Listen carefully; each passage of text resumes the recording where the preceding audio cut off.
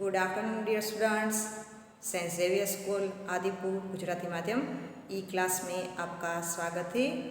कक्षा 5वीं, विषय हिंदी, एकम 8 भरत मिलाप। इस एकम के बारे में आज हम अभ्यास करेंगे। बच्चों, आप सबने रामायण तो देखी ही होगी, तो इस एकम में भरत मिलाप में यहाँ पे कोई लेखक नहीं दिए हुए हैं, क्योंकि यह रामायण में से एक प्रसंग यहाँ पे बताया गया है और किस तरह से भाई भाई के बीच प्यार है वह यहाँ पे इस प्रसंग के दौरान हमें देखने को मिलता है। तो चलिए देखिए। माता पिता की आज्ञा का पालन करने हेतु राम वन में गए। उनके साथ सीता भी गई। भरत को इस बात का पता चलने पर वे अयोध्या से सिंहासन पर नहीं बैठे, अपितु सिंहासन पर राम की खड़ाऊ रखकर उन्होंने सेवक की भांति राजकाज किया। इसलिए कहा है, भाई हो तो भरत जैसा। बच्चों, यहाँ पे माता पिता की आज्ञा का पालन करने हेतु राम वन में गए थे और उन्होंने राजकाज पूरा छोड़ दिया और सीता भी साथ में गई थी। तब वह अपनी खड़ाऊ रखकर यहाँ पे अपने सिंहासन पर रखकर राजकाज करने को कहा था, जो भरत राम के भाई है उन्होंने निभाया। तो देखिए, वन का एक भाग कुटिया के बाहर राम और सीता बैठे हुए हैं। पास ही धनुष बाण लिए लक्ष्मण खड़े हैं। यहाँ पे जंगलનો एक भाग છે, જ્યાં ઝૂંપડીની બહાર રામ અને સીતા બેઠેલા છે અને તેમની બાજુમાં ધનુષ્ય બાણ લઈને લક્ષ્મણ ઊભા છે। बच्चों, अब इस पाठ में दृश्य 1 और 2 दिए हुए हैं। उससे समझने से पहले हम इस एकम में आने वाले शब्दार्थ यानी कठिन शब्द के बारे में अभ्यास करेंगे। तो ध्यान से देखिए। कुटिया का अर्थ होगा झोंपड़ी, शायद यानी कदाचित, शक यानी शंका, निकट यानी नज़दीक, चरण यानी पैर, दोष का अर्थ होगा अपराध, कर्तव्य यानी फर्ज, आदेश यानी हुक या आज्ञा, खड़ाऊ यानी लकड़ी की बनी पादुका। बाळको, खड़ाऊ गुजराती में कहीए तो लाकड़ामांथी जे पगमां पहेरवानुं पगरखुं होय ते, जेने पादुका पण कहेवाय छे। अब हम मुहावरे के अर्थ देखेंगे। तो देखिए, उत्तेजित होना यानी गुस्सा होना, गले लगाना यानी प्यार से मिलना, गदगद होना यानी पुलकित होना या आनंदित होना।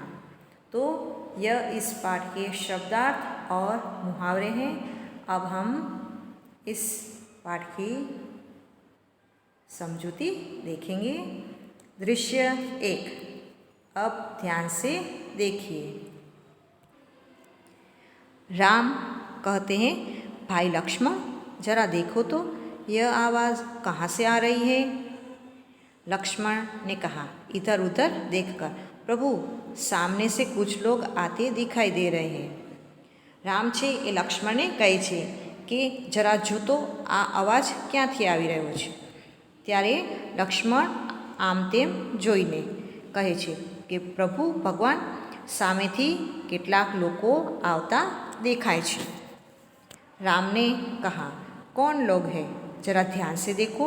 रामे કહ્યું કોણ લોકો છે જરા ધ્યાનથી જો। लक्ष्मण ने कहा ध्यान से देखकर अरे यह तो भरत है, साथ ही बहुत से लोग हैं, हमें सावधान हो जाना चाहिए, शायद वे लोग लड़ने के लिए आ रहे हैं।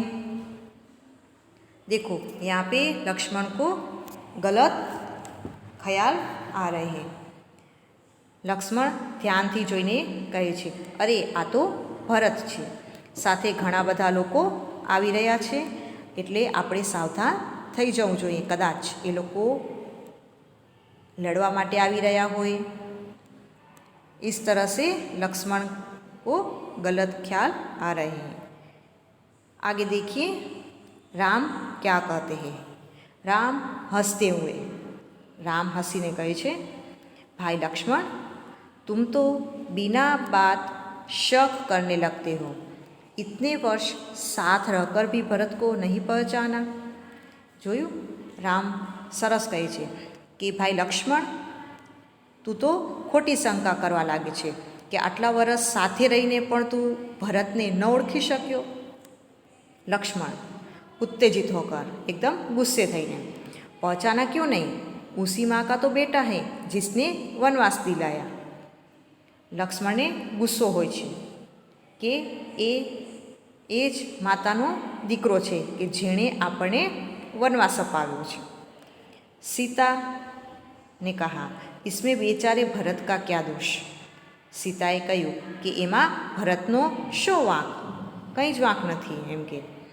लक्ष्मण ने कहा लीजिए सब लोग इधर ही आ रहे हैं। लक्ष्मण कहे छे लो बधा लोको અહીં જ આવી રહ્યા છે। अब दृश्य 2 में देखिए भरत दौड़ते हुए कुटिया के निकट आते हैं, उनकी आँखों से आंसू बह रहे, वे राम के चरणों में पड़ते हैं। राम भरत को उठाकर गले लगा लेते हैं। देखा यहाँ पे भरत दौड़ते हुए आते हैं। અહીં ભરત છે દોડતા દોડતા ઝૂંપડીની નજીક આવે છે અને તેમની આંખોમાંથી આંસુ વહી રહ્યા છે। તે રામના પગમાં પડે છે એટલે કે પગે લાગે છે અને રામ છે તે ભરતને ઊભા કરીને ગળે મળે છે એટલે કે ભેટી પડે છે। ભરત રોતે हुए मतलब રોઈને રડતા રડતા मुझे क्षमा कीजिए प्रभु, कि मने माफ़ करो भगवान प्रभु, आपको वनवास दिलाने में मेरा कोई हाथ नहीं, आप मुझसे बड़े हैं, आप ही को राजा बनना चाहिए, मैं आपको लेने आया हूँ, आप सब अयोध्या चलिए। इस नगरवासियों की भी यही इच्छा है, निराश न कीजिए प्रभु।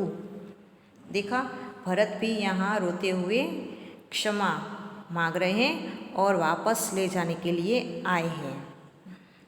भरत कहे छे कि मने माफ़ करो, तमने वनवास अपाववामां मारो कोई ज हाथ नथी अने तमे माराथी मोटा छो अने तमारे ज राजा बनवुं जोईए।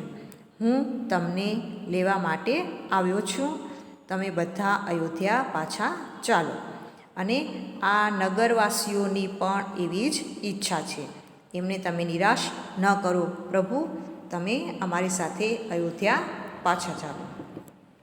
જોયું બાળ દોસ્તો, અહીં ભાઈ પ્રત્યેનો પ્રેમ જોવા મળે છે કે ભરતને રાજા બનવાની હક મળ્યો તેમ છતાં તે ભોગવતા નથી, પરંતુ મોટા ભાઈ પ્રત્યે માન અને સન્માન હોવાના લીધે તે તેમને પાછા લેવા માટે આવે છે। આમ અહીં ભરતની ઉદારતા પણ જોવા મળે છે। तो इस तरह से भरत यहाँ राम को वापस ले जाने के लिए विनती करते हैं। अब आगे देखिए राम क्या कहते हैं। राम ने कहा भाई भरत, मैं तुम्हारा प्रेम देखकर प्रसन्न हूँ, किंतु मैं माता पिता की आज्ञा का पालन करने हेतु वन में आया हूँ। वनवास पूरा करके ही लौटूंगा। રામ કહે છે કે ભાઈ ભરત, હું તારો પ્રેમ જોઈને ખુશ છું, પરંતુ માતા પિતાની આજ્ઞાનું પાલન કરવું એ મારે પૂરું કરવાનું છે અને એટલા માટે જ હું વનમાં આવ્યો છું. વનવાસ પૂરો કરીને જ પાછો આવીશ. જોયું, અહીં રામ ભગવાન છે, તેમના માતા પિતાએ એક વખત આજ્ઞા આપી તો એ આજ્ઞાનું પૂરેપૂરું પાલન કરે છે. तब एक नागरिक ने कहा, नहीं प्रभु, आपको हमारे साथ चलना ही होगा. आपके बिना प्रजा दुखी है. प्रजा को सुखी रखना राजा का कर्तव्य है. હવે એક નગરજન જે સાથે આવે છે તે પણ વિનંતી કરે છે, નહીં કે પ્રભુ, તમારે અમારી સાથે ચાલવું જ પડશે. તમારા વગર પ્રજા દુઃખી છે અને પ્રજાને સુખી રાખવી એ તો રાજાનો ધર્મ છે, ફરજ છે, એટલે તમારે અમારી સાથે ચાલવું જ પડશે. तब राम ने कहा, नगरजनों, इस समय माता पिता की आज्ञा का पालन करना मेरा सबसे बड़ा कर्तव्य है. भरत मेरा भाई है. जब तक मैं वनवास पूरा करके न लौटूं तब तक भाई भरत आप सबके सुख दुख का ध्यान रखेगा. आप उसे राजा माने, यह मेरा आदेश है. देखो, यहाँ पे राम ने अपने माता पिता की आज्ञा का पालन किया हुआ है. रामे કહ્યું, નગરજનો, અત્યારે માતા પિતાની આજ્ઞાનું પાલન કરવું એ જ મારી સૌથી મોટી ફરજ છે. ભરત મારો મોટો ભાઈ છે. ભરત મારો ભાઈ છે. જ્યાં સુધી હું વનવાસ પૂરો કરીને પાછો ન આવું ત્યાં સુધી ભાઈ ભરત તમારા બધાના સુખ દુઃખનું ધ્યાન રાખશે. તમે એને રાજા માનો, એ જ મારો આદેશ છે. આમ રામ છે તે ભરતને પ્રજાનું ધ્યાન રાખવાનો આદેશ આપે છે.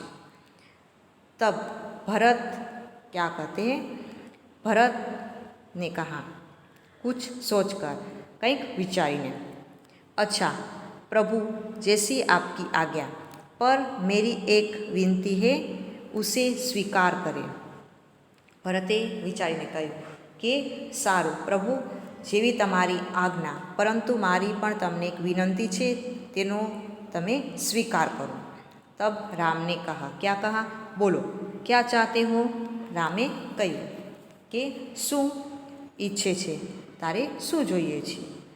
तब भरत ने क्या कहा, मुझे आप अपने पाँव की खड़ाऊ दे दे. ભરતે કહ્યું કે તમે મને તમારા પગની ખડાઓ એટલે કે લાકડામાંથી બનેલી એક પહેરવાની પાદુકા મતલબ પગરખાં, તમે મને તમારા પગના પાદુકા છે આપી દો. राम ने कहा, खड़ाऊ, खड़ाऊ का क्या करोगे, કે પાદુકાનું શું કરશો. भरत ने कहा, इन्हें सिंहासन पर रखकर आपके लौटने तक सेवक की तरह राजकाज करूँगा. देखा बच्चों, भरत अपने भाई साथ में नहीं आ रहे तो उनसे उनकी पादुकाई मांग ली. ભરતે કીધું કે તમારી પાદુકા છે તેમને સિંહાસન પર મૂકીને તમે જ્યાં સુધી પાછા નહીં આવો ત્યાં સુધી સેવકની જેમ તે રાખીને राजकाज करीस. भरत का प्रेम देखकर राम, सीता और लक्ष्मण गदगद हो जाते हैं. रामचंद्र आगे बढ़कर भरत को गले लगाते हैं. खड़ाऊ लेकर भरत तथा नगरजन राम और भरत की जय जय बोलते हुए विदा होते हैं. देखा बच्चों, यहाँ पे भाई भाई के बीच प्रेम देखने को मिलता है. ભરતનો પ્રેમ જોઈને રામ, સીતા અને લક્ષ્મણ એકદમ ગદગદ મતલબ આનંદિત થઈ જાય છે અને રામ ભગવાન છે એ આગળ આવીને ભરતને પ્રેમથી ભેટી પડે છે. તેમજ પાદુકા લઈને ભરત અને નગરજનો છે એ રામ અને ભરતની જય બોલતા બોલતા ત્યાંથી વિદાય લે છે. તો આ રીતે અહીં રામાયણના એક પ્રસંગ દ્વારા આપણને ભાઈ ભાઈ વચ્ચેનો પ્રેમ સ્નેહ જોવા મળે છે. तो बच्चों इसलिए इस एकम में भरत मिला पाठ का नाम रखा हुआ है, जो राम को मिलने वनवास में आते हैं और उनसे क्षमा भी मांगते हैं. तो आज हमने पाठ 8 का अभ्यास किया. आपको समझ में आया होगा. आपका दिन शुभ रहे. धन्यवाद.